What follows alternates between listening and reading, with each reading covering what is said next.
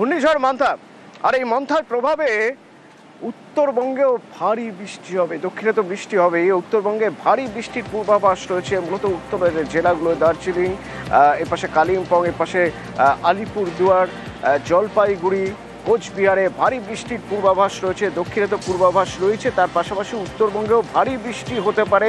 এই পূর্বাভাসে এবার নদী পাড়ের মানুষ তারা পড়ে গেছেন টেনশনে। কদিন আগে তারা বিপর্যয় দেখেছেন, উত্তরবঙ্গের আকাশ কালো হয়ে আছে, দফায় দফায় বৃষ্টি হচ্ছে ডুয়ার্সে, ধূপগুড়ি এবং একাধিক জায়গায়। এই বৃষ্টিতে এবার নদী পাড়ের বাসিন্দারা ভাবছেন যদি ভুটান পাহাড়ে বৃষ্টি হয় তাহলে কি আবার বিপর্যয়। রকি রয়েছেন সরাসরি আমার সঙ্গে, কি অবস্থা রকি?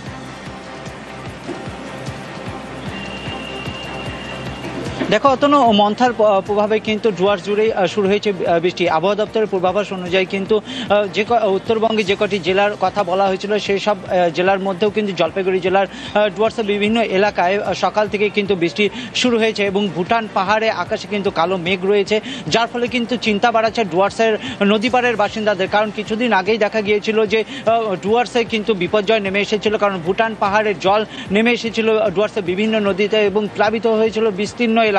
ইতিমধ্যেই কিন্তু জেলা প্রশাসনের তরফ থেকে সতর্কী বার্তা দেওয়া হয়েছে, যে সকল এলাকায় ডুয়ার্সের বিভিন্ন নদী রয়েছে এবং নদী পাড়ে পর্যটন কেন্দ্রগুলি রয়েছে এবং জনবসতি রয়েছে, সেই সব এলাকায় কিন্তু প্রশাসনের তরফ থেকে মাইকিং চালানো হচ্ছে এবং বিধি নিষেধ আরোপ করা হয়েছে যাতে এই সময় নদীতে কেউ মাছ ধরতে না যান বা যে সকল পর্যটকেরা ঘুরতে এসেছেন তারা যেন নদীতে না নামেন। কারণ বড় ধরনের দুর্ঘটনা এড়াতে প্রশাসন তৎপর রয়েছে এবং আকাশ এখনো কালো রয়েছে এবং বৃষ্টি চলছে। ভুটান পাহাড়ে যদি বৃষ্টি বাড়ে তাহলে ডুয়ার্সবাসীর ভোগ বাড়বে, এটা বলাই বাহুল্য। এবং আগামীকালও কিন্তু বৃষ্টির পূর্বাভাস রয়েছে, এই দিক থেকে কিন্তু প্রশাসন তৎপর রয়েছে এবং বিভিন্ন জায়গায় মাইকিং চলছে। অতনু, ধন্যবাদ। একটি জরুরি ঘোষণা বানাহাট থানার পুলিশ প্রশাসন থেকে জানানো যাইতেছে যে পার্বত্য এলাকা থেকে একটি ঘূর্ণিঝড় ব্যাপকভাবে ধেয়ে আসতেছে। এই ঘূর্ণিঝড়ের প্রভাবে ব্যাপক ঝড় বৃষ্টি হতে পারে। আপনারা কেউ নদী নালা কেউ নামবেন না, আপনি নামবেন না, অপর কেউ নামতে বলবেন না। বানাহাট থানার পুলিশ প্রশাসন আপনাদের পাশে আছে, পাশে থাকবে। ধন্যবাদ। ডুয়ার্স জুড়ে বৃষ্টি শুরু হয়েছে, আকাশে কালো মেঘ। এদিকে জলপাইগুড়িতেও দফায় দফায় বৃষ্টি। নদী পাড়ের বাসিন্দারা তারা টেনশনে রয়েছেন। এক তো ফসল বাঁচাতে হবে, চাষের জমিতে জল ঢুকে গিয়েছিল এক সময়, এই ভারী বৃষ্টিতে ধান কাটারও কোনো উপায় থাকবে না। তার উপর নদীর জল যদি বাড়ে তাহলে কি হবে? শান্তনু রয়েছেন সরাসরি এখান থেকে। শান্তনু, প্রশাসন কিভাবে সহায়তা করছে এক্ষেত্রে নদী পাড়ের বাসিন্দাদের? তাদের কি এখনই সরিয়ে আনা হচ্ছে?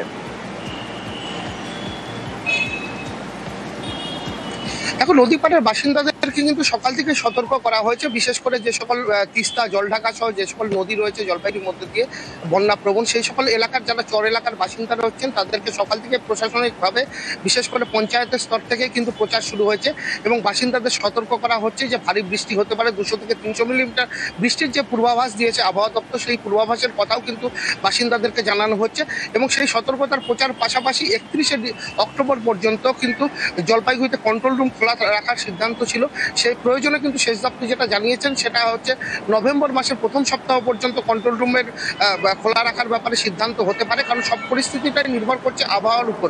কারণ ভারী বৃষ্টি যদি শুরু হয়, কারণ শুধু সমতলে নয়, পাহাড় সিকিম এবং ভুটান পাহাড়ের কি পরিস্থিতি সেদিকেও নজর রাখছে সেচ দপ্তর। কারণ ভুটান এবং সিকিম পাহাড়ে যদি ভারী বৃষ্টি হয় তার প্রভাব কিন্তু পড়তে থাকে জলপাইগুড়ি, তিস্তা এবং জলঢাকা নদীতে।